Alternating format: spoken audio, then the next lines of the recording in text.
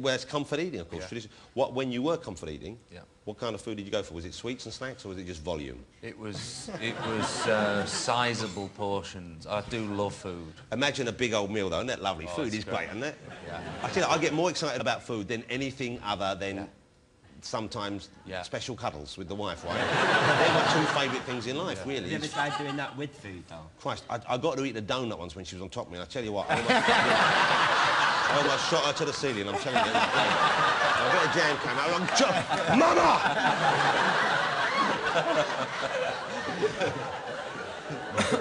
Anything else you'd care to share? But what's your favourite food? Dessert is the worst for me. Dessert? What's your favourite dessert? Oh, anything with custard. Anything. Actually, I went through a phase, though, where I liked custard and things. Custard... I don't like it, I know, because I'm skinny, but... There's nothing of you. I know. But would you have a big dinner? I mean, if you guys were sitting down eating, would it be noticeable that when the bread got passed around, it kind of ended there? It didn't get passed back. You know what I'm saying? When the gravy was poured, someone would go in first and say, did we get any gravy? He appears to be having roast soup. But do you like a lot as well? Mate, I eat loads. Yeah. But then again, I don't mind missing a meal. You know, sorry to say this, but people are getting a bit fat, aren't they, generally? You're making... Not this audience. I'm not... Do you know what I mean?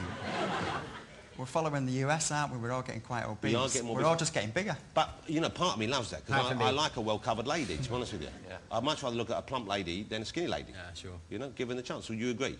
I agree with that. Yeah. Do you agree? There's not wrong with a Do you agree, Mark? A bigger lady? Yeah. No, I get lost.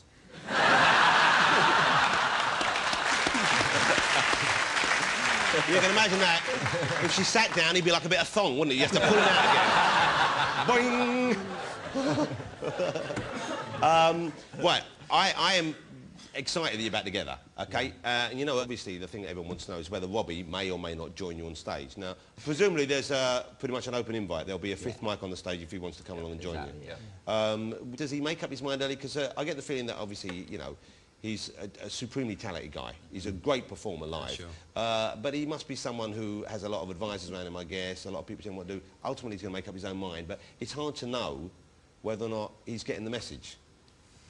I think Rob's in a place... I don't like speaking, you know, for him while he's not here, but I'm thinking he's at a place where he can make his own choices, and I think he's quite clever. He knows when to do things and when not to do things. And if it's good for him, it's good for us. It could happen, who knows? Because at the end of the documentary, you know, there was that scene where you were waiting for him to come in and join you, and he didn't join you. He sent a recorded message. And I suspect the main reason he sent the recorded message is because of the things he said about you over the last few years, and him feeling awkward about coming in and being in the same room as you. But in a way, that's broken the ice there.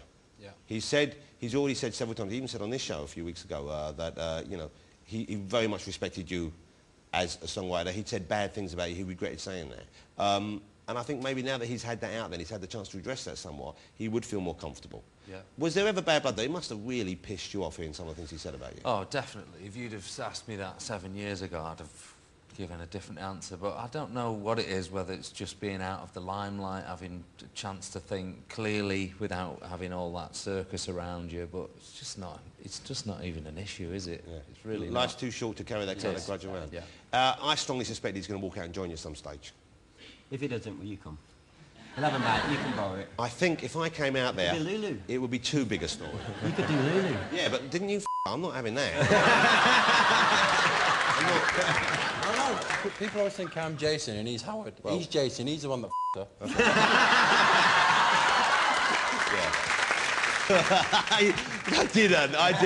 I didn't.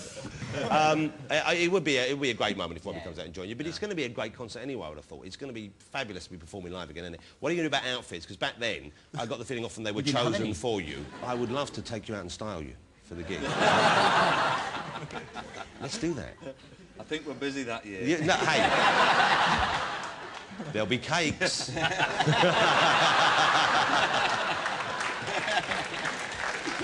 I'm looking forward to the tour. I'm sure it's going to be good. How many are you going to do? Is it a big, long thing? You signed up for, did you say 11? 29, 30 shows, I think. 30 shows around the UK. Should we just take this opportunity, though, while we're on telly, just to say, look, they might not be as frantic, the dance room team, but they might be slightly tamer.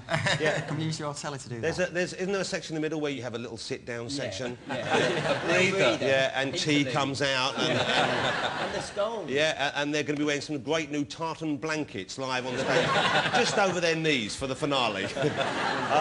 Guys, congratulations. Thank you very much. Lovely to see you back together again. It kind of feels right, doesn't it? It does, yeah. Yeah, it does. It feels right. And what a lovely bunch of guys. What a lovely bunch of guys. Thank you so much. Ladies and gentlemen, join me in saying thank you to Take That. Thank you so much. You going to stay for Cub? Yeah, definitely. Thank you. Jason, well done. Nice, thank you. All right. Well, thank you to all my guests this evening. As I said, it was a packed show, but thank you to Take That, Dara O'Brien, Claudia Winkleman, and, of course, Mr. Ray Winstone. Now, we have an absolutely fantastic show next week, our last in the series. I mean, this week's was good, but next week, wow. We've got fantastic guests. The new Doctor Who, David Tennant, will be here. Hollywood's hottest starlet, Scarlett Johansson. Kings of Comedy, Steve Coogan and Rob Brydon. And we have music from Richard Ashcroft. That's going to be a great show. But now, performing Grow from their brilliant debut album, Mother, it's a band who I think are going to be huge in the very near future. Cub!